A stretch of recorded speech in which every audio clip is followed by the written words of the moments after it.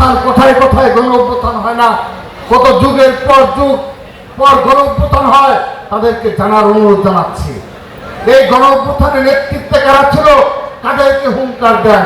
বিগত 2 বছর আগে আমার যে 1400 ছাত্র জনতা শহীদ হয়েছে, তাদের প্রতি প্রতারণা সামিল বলে আমি মনে করি।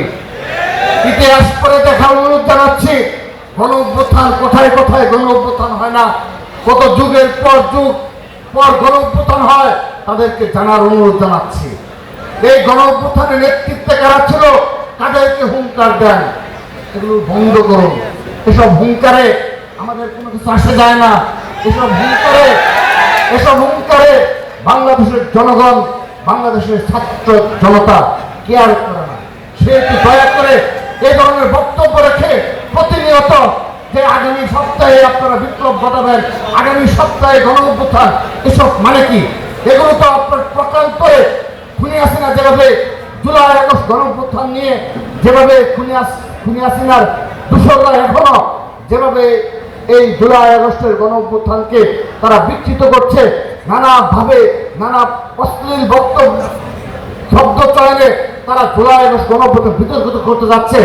আপনারা তার অংশ কিনা, আপনারা তাদেরকে সেই সুযোগ করে দিচ্ছেন কিনা, আপনাদের নিকট আমার প্রশ্ন রইল। কোনো অশ্লীল বক্তব্য রেখে প্রতিনিয়ত ভাইরাল হওয়ার ধান্দায় এই জুলাই আগস্টের প্রতি সম্মান প্রদর্শন করা হয় না।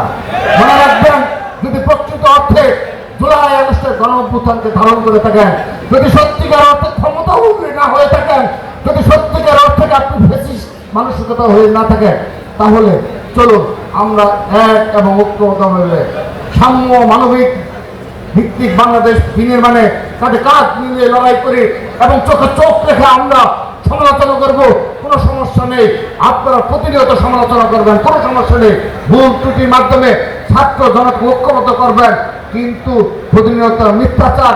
আবার আগামীকাল আপনারা গণ অভ্যুত্থান ঘটাবেন, আগামীকাল আপনারা বিপ্লব ঘটাবেন, এ ধরনের হাস্যকর বক্তব্য দয়া করে দিলেন না।